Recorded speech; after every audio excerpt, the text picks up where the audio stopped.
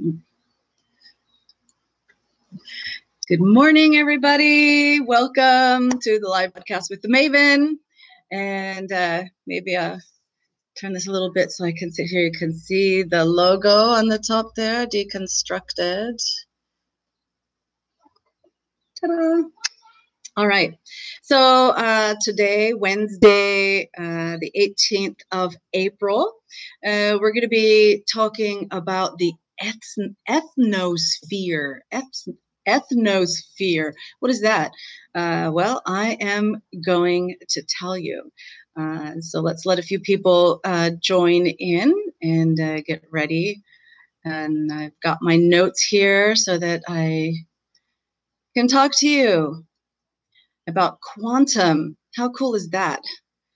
I don't know if you're familiar with quantum and all the research. It's just really, really doing that.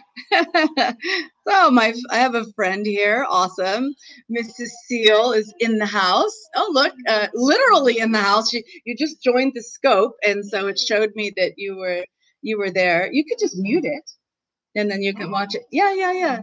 And so, all right, so we're gonna have fun. So if you're watching on replay, let's get to it. And if people join late, well then, we can just fill them in or whatever. So I want to start with a quote by Desmond Tutu. And this quote is, "The truth of who we are is that who we are is because we belong." So belong. I want to talk belonging. Belong to what? Belong to a club, belong to a family. A lot of people feel like they don't belong anywhere. Maybe they're orphans and they don't have a family. Maybe they feel alone in life. They don't have any friends.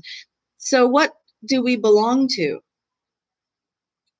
Get into that. So we really are all one.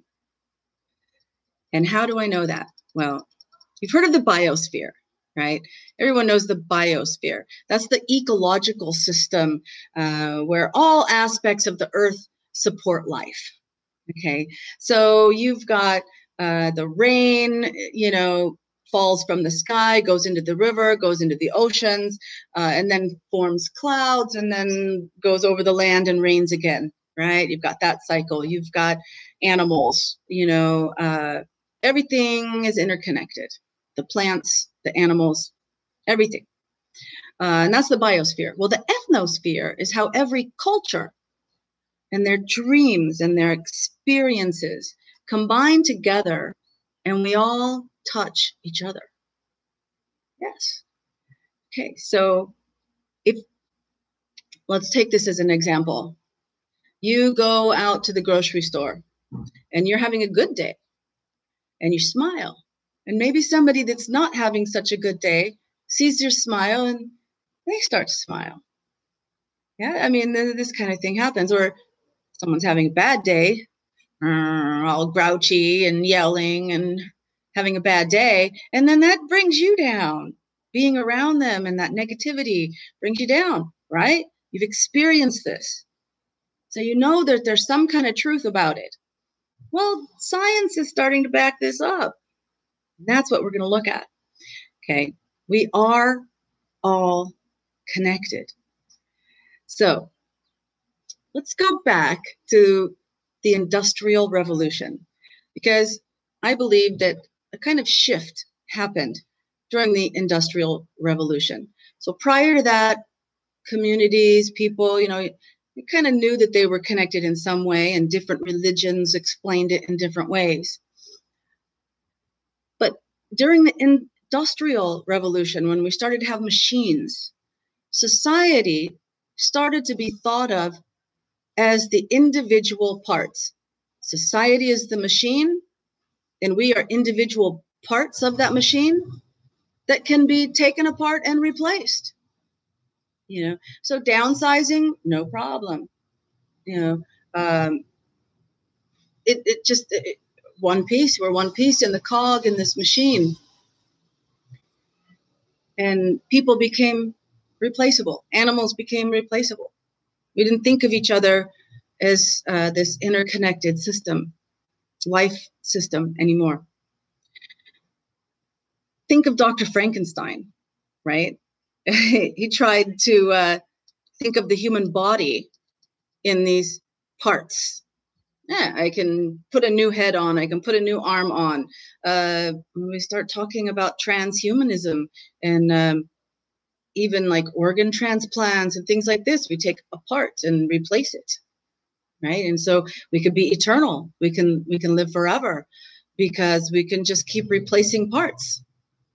We can even, there's science out there right now that's exploring taking the brain and the consciousness and downloading it into a computer system to put it in some form of robotic AI type thing going on. Yeah, kind of. Is that exciting or is that scary? Yeah. But you know, Dr. Frankenstein, when he tried it, it didn't work. And the reason it didn't work is because there is something that's different about living beings. And generally in English, it's called our soul. We have a soul. Okay. So since modern society is no longer thought of as a whole, each person must win, must be the best, must be first, must be on top, right?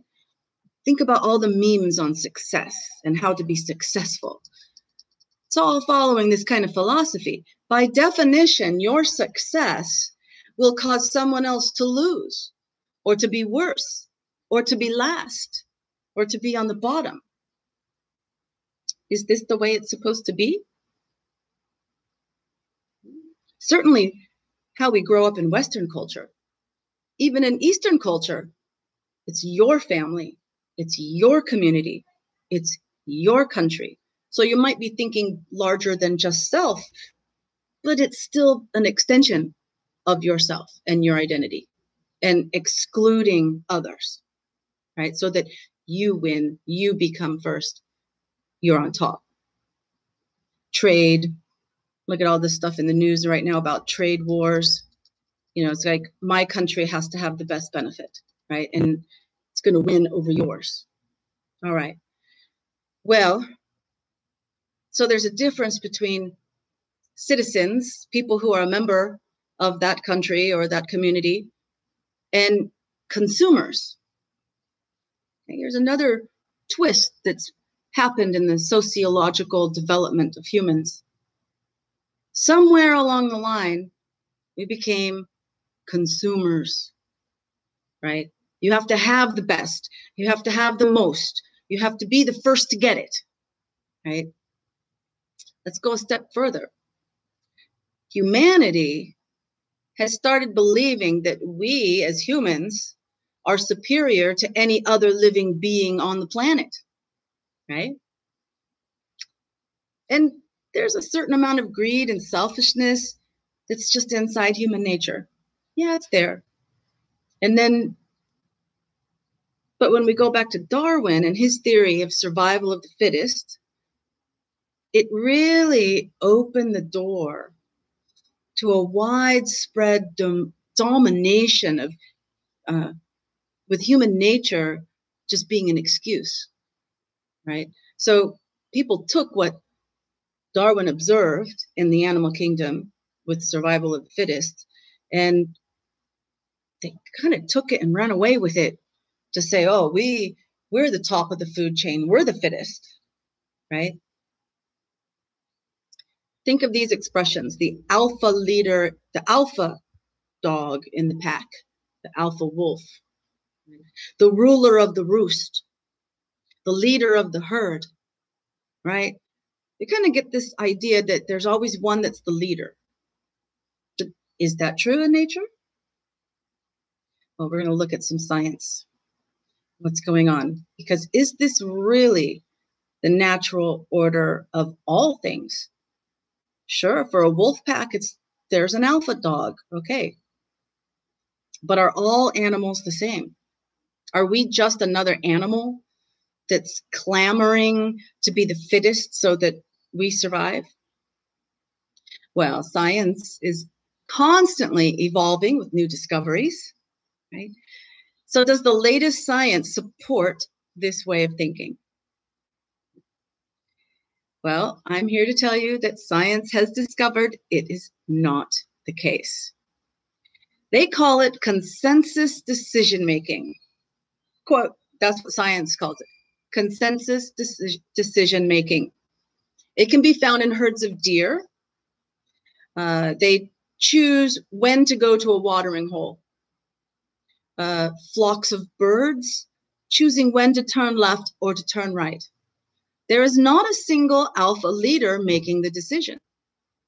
The group reaches a majority decision by using subtle signals, and when that majority is reached, then the society responds.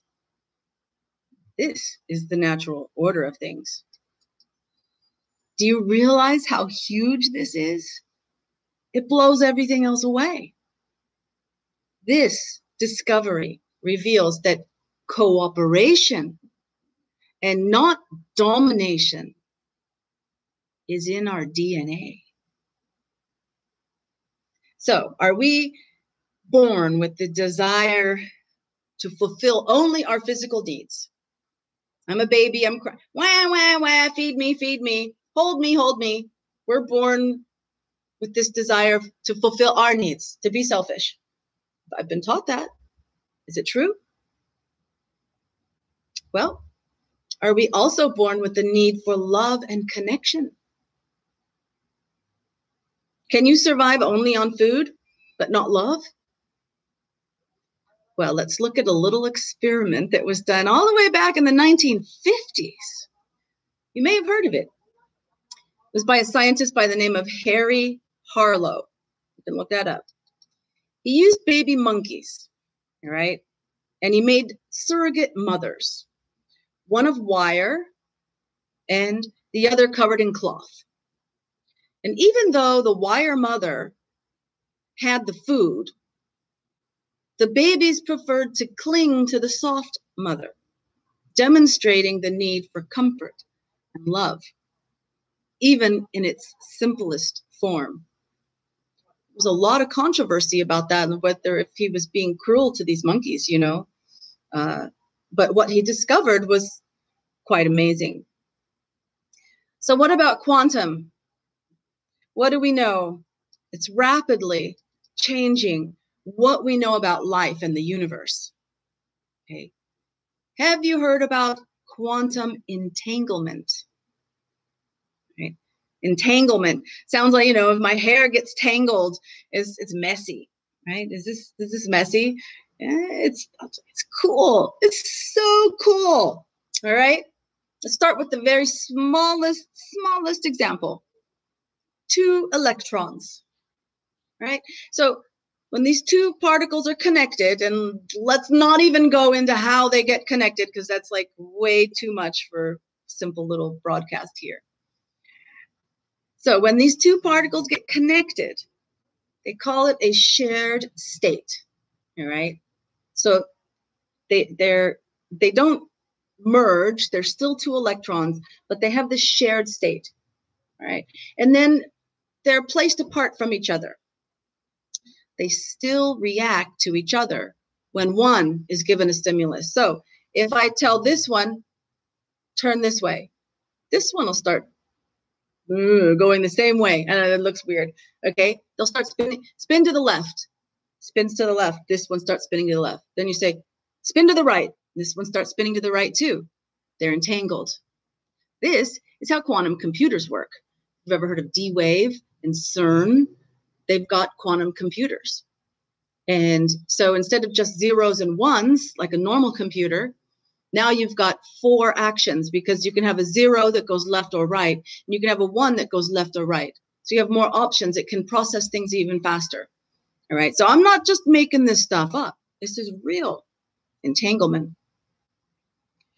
So science has proven that there is a connection beyond time and space.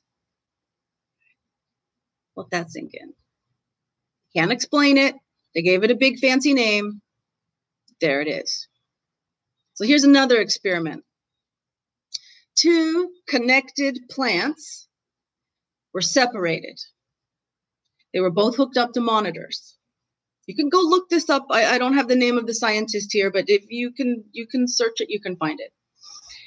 They're both hooked up to monitors, and the scientists discovered that when something happened to one plant, the other plant far away had the same reaction, even across time and space. The plants were still connected. So have you ever thought about someone, you're thinking about them, oh, I wonder whatever happened to my friend Cecile, right? And then the phone rings, or I get a Facebook message, and it's Cecile. Wow, in some circles we call that synchronicity, right? But what it really is this quantum entanglement. So you have this entanglement with your friend, with your family. And when they start thinking about you, there's these thought waves that go out. Time and space is irrelevant. And you pick up that thought wave and you start thinking about them as they're picking up the phone to call you, or as they're typing in their message. Quantum entanglement. So where do we go next? Whoops. It's time to realize that we're at the end here. So it's time to realize that you are connected to me. And we are connected to everything. Everything that exists. The animals, the plants, the bacteria, the rocks, the universe. And while science is catching up to what we already know, you can begin to be more aware of your effect on others and their effect on you. So when you see someone having a bad day, try smiling at them. Try sending them, create some positive energy in yourself, and that will reach them too. More about that in another broadcast. So that's it for today. I hope you enjoyed watching, and I will see you next time.